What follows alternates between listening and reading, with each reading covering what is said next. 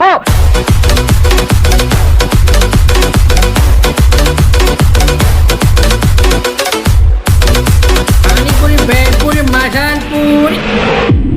Hi Achu, ഞാൻ പിന്നെ വന്നു. കാച്ചിക്കോ? താത്വികമായ ഒരു അവലോകനമാണ് ഞാൻ ഉദ്ദേശിക്കുന്നത്.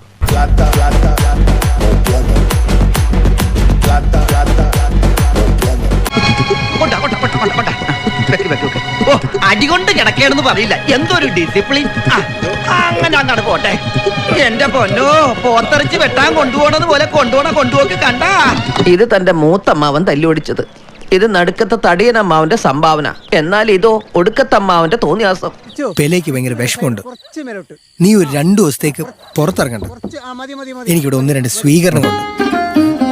അതൊക്കെ കഴിഞ്ഞ് സൗകര്യം പോലെ ഞാൻ നിന്നെ വന്ന് കാണാം.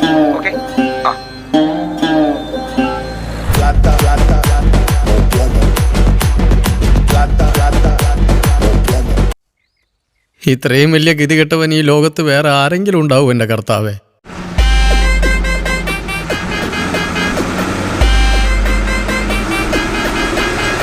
എന്നാ അതല്ല, ഇത് എൻ്റെ ഏരിയ ആണ്. എനിക്കിവിടെ വേറെയും കളികളുണ്ട്. തന്റെ ഡീല് മാത്രമല്ല എന്റെ തലയ്ക്കകത്ത്. താൻ അതൊന്നും മനസ്സിലാക്കുക. ഒരു ചെറിയ സാധനം കൂടി കാണിക്കാണ്ടല്ലോ, അതിന് എന്താണാവ്? എന്ത് പണ്ടാവിലാവട്ടെ. എന്താ എന്തു പറ്റി? അടി പിടിച്ചുട്ടാ, മസിൽ അടി പിടിച്ചു. ബോഡി ആരെങ്കിലും എടുത്തോട്ടോ, ഇങ്ങോട്ട് വന്നേ. പിടിച്ചേ, മസിൽ ഉടക്കാതെ കൊണ്ടുപോകും. അതെ, എന്നെ എവിടേക്കാ കൊണ്ടുപോണേ? അടുപ്പിന്റെ മുകളിൽ വെക്കാൻ. അപ്പൊ തീ ഉണ്ടാവില്ല അടിയില്? പിന്നെ നീര് പോണ്ടേ? അതെ, ഈ മുത്തച്ഛന്റെ അടുത്തേക്ക് ഒന്നും നീക്കി പിടിച്ച തന്നെ. ഒരു കാര്യം പറയാണ്ട്, ഇവിടെ ഒരാള് മരിക്കാൻ കിടക്കുമ്പോ ഹാർമോണിയം വായിച്ച് കളിക്കാ.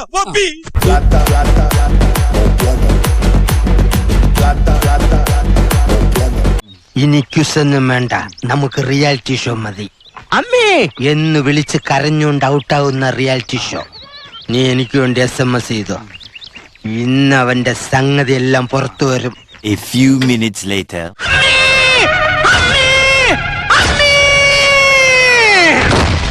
അമ്മേന്ന് ശരിക്കും വിളിച്ചു.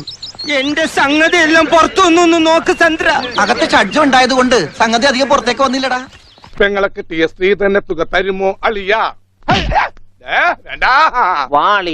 നോക്കച്ച, എന്തൊരു ചേർച്ച. ഒരമ്മ പെറ്റ ആളിയന്മാരാണെന്നേ പറയൂ.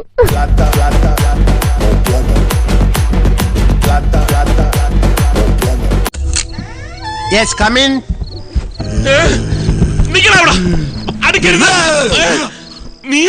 നീ ഇവിടെ ആയിരുന്നാ കിടന്നത്?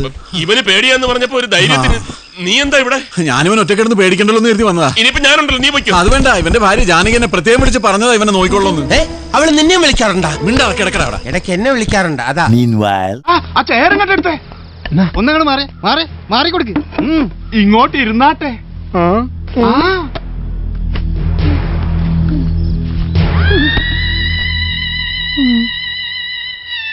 ഇതെന്ത് മറിമായും? എനിക്ക് ഭ്രാന്തായി പോയതാണ്, അത് നാട്ടുകാർക്ക് മൊത്തം ഭ്രാന്തായ.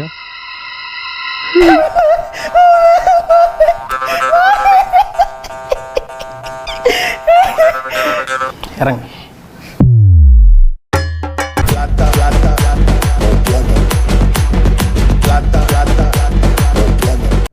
இந்த ஏரியாவில் அவன் தான் சார் பெரிய கை. நம்மளாம் அவனை தொட கூட முடியாது சார். அவன் பேர் என்ன சொன்ன? மாறி.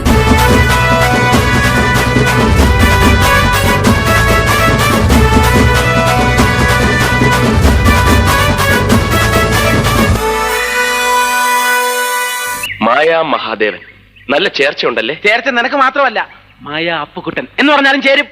മായ ഗോവിന്ദൻകുട്ടി എന്താ മോശമാണോ? മായ തോമസ് കുട്ടിയോ? അയ്യടാ, അത് വേണ്ട. ഞങ്ങൾ ഹിന്ദുക്കളൊക്കെ ചത്തൊടുങ്ങിയിട്ട് മതി കണ്ട ക്രിസ്ത്യാനികളൊക്കെ പുറകെ പോകാൻ. എടാ, എന്റെ കയ്യിലുള്ള സൗന്ദര്യവും കഴിവും വെച്ച് ഞാൻ എങ്ങനെയെങ്കിലും അവളെ വീഴ്ത്തും. അത് പിന്നെ പതുക്കെ പറയണോ?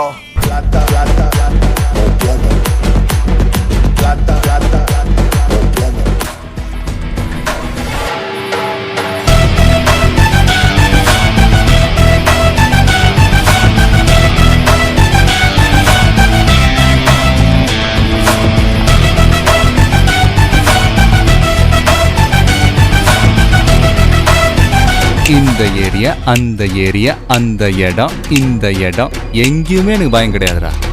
ஏன்னா ஆல் ஏரியாவிலையும் ஐயா கில்லி. എന്റെ കുട്ടി, ഇനി ഞാൻ തന്നെ കൊണ്ടേ പോവൂ.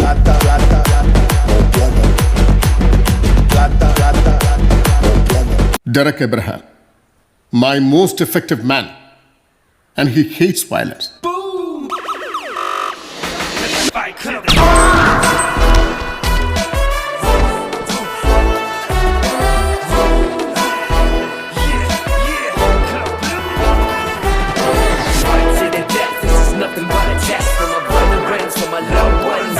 ഇതെന്റെ അവസാനത്തെ കച്ചിത്തുരുമ്പ.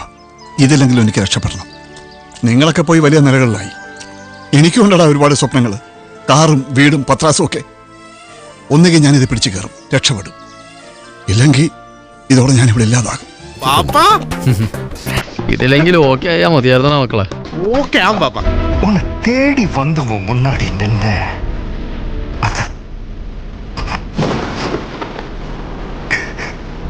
அது 2 பசங்களோட சாவுக்கு நான் பதில் சொல்ல வேண்டாம். வாத்தி, நான் சொல்ல போகிறது ஒன்றும் உனக்கு புதுசில்ல. இருந்தாலும் நான் சொல்கிறேன், நீ கேளு. I'm waiting. இந்த சிவம் எல்லாமே சக்தி இல்லை. சக்தி இல்லாம எவனும் இல்லை.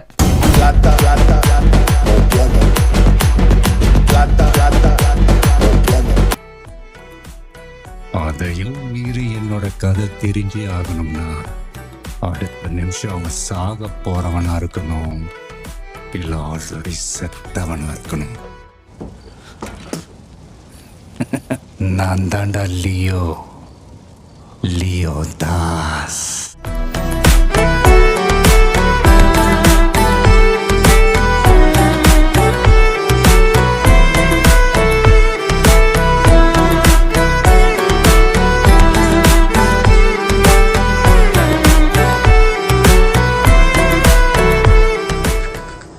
முக்கியம் பிகில,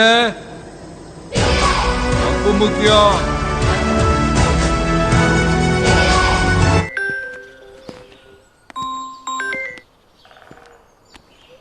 ஹலோ, ஒரே ஒரு தத்துவ ஃபேக்டரி அழிச்சதால மட்டும் எல்லா பிரச்சனையும் சால்வ் ஆயிடும் நினைக்கிறியா பார்த்திபன்? Sorry Leo. யாரென்று தெரிகிறதா?